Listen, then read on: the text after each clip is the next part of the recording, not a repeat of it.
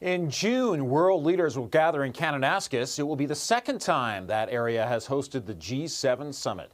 In his novel, 1 Minute More, author Robert Rotenberg tells the story of another G7 summit held in Canada with a major twist. This time, an assassin is on the way to the 1988 summit in Toronto. Joining us from Toronto is Robert Rotenberg. Thank you very much for joining us today. No, it's wonderful to be here. So why did you think a G7 summit in Toronto would have all the elements of a good thriller? Well, it's actually a long story. I'll keep it short. It was many, many years ago before I started writing. We were on the Quebec-Vermont border. There was a July 4th parade. And I thought, wouldn't it be great if an assassin was coming across to kill the world leaders? Because I knew that they'd all met in Toronto at Hart House in 1988. Mulroney, Thatcher, Reagan, Mitterrand. So I had this idea, and in fact, I wrote the book. I spent 10 years writing my first novel. It never got published. But after writing 7 books about R.E. Green, contemporary books, I thought, wait a second, why don't I pull this whole novel out and make it a prequel? So now my readers will find out all about the young R.E. Green back in 1988. And looking back to 1988, in many ways, it seemed like a more innocent time. It was before 9/11. It was before Donald Trump. How did you enjoy writing it based in 1988? You know, that's a great question. It was so much fun. Nobody had cell phone. There was the police officers had to carry quarters with them to use a phone. It's such a innocent time, and as a writer, it was great because I couldn't have everybody texting and emailing. You have to really kind of have people figure things out. It was fascinating going back and looking at the history of 1988.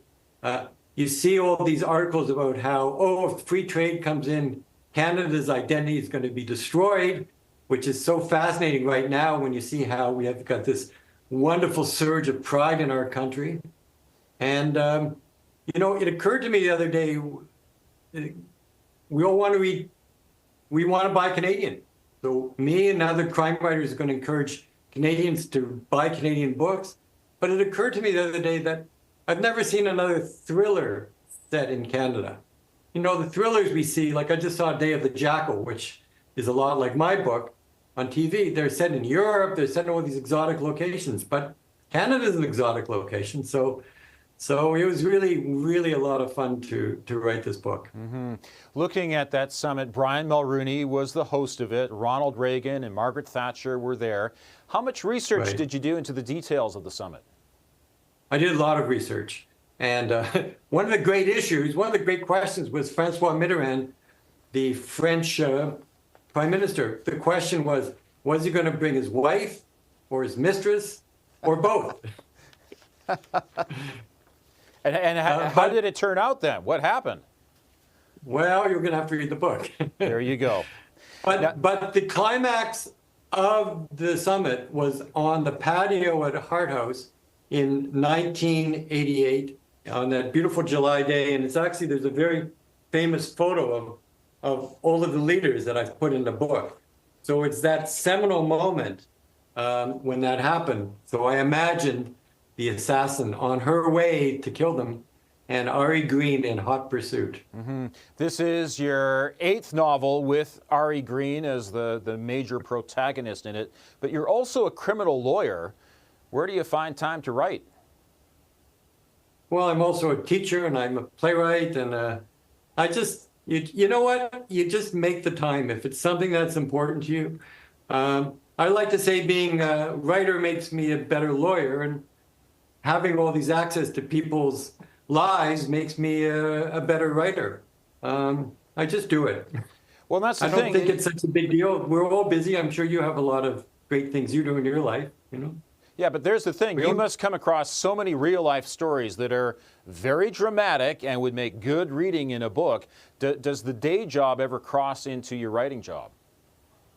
You know, W. Somerset Maugham, one of my favorite writers, was a doctor for 5 years, and he said he learned everything about human condition by being a physician. So I never take my clients' actual stories. My books are fiction, but I see people in crisis, and I see how they deal with things. I see cops, I see judges, I see lawyers, I see detectives. So I've got a really inside view of human personalities. And I think what makes a great novel isn't just the plot or the story, but the characters. To me, it's the characters and their development and how they deal with their crises that are really the essence of great drama, I think. You've based all your books in Toronto. How can I convince you to base a book in Calgary? Well, I'm going to be in Calgary this summer, and you know, he's going to be going around the world doing all sorts of exciting things from 1988 to 2009. So I think we should get him out maybe to the Stampede. Yeah. You know, that might be very interesting if there was a very high crime thing that was going to happen there. Or Banff or Jasper. Yeah, I spent a summer at the Jasper Art School trying to be a writer, and I have great, great affection for Alberta. Now, I take it, in terms of retirement, either in criminal law or in writing, that is just not going to happen with you. Well, why would it? I'm having too much fun, and as a lawyer, I help a lot of people, and as a writer, you know, Ian, it's this very strange thing. For 20 years, I woke up at 5 in the morning and would write for 2 hours and make my kids their breakfast and lunch, and I never knew I would be published. And now I get emails from people all over the world saying, you know, they couldn't sleep because they're reading my book, or they want to know what's going to happen to Ari or the different characters. And I feel very, very blessed. I really do. So why would I ever stop? Well, congratulations on your latest novel, and thanks very much for joining us today. Hey, it's been wonderful to talk to you. Thank you so much. And Robert Rotenberg's new novel is 1 Minute More.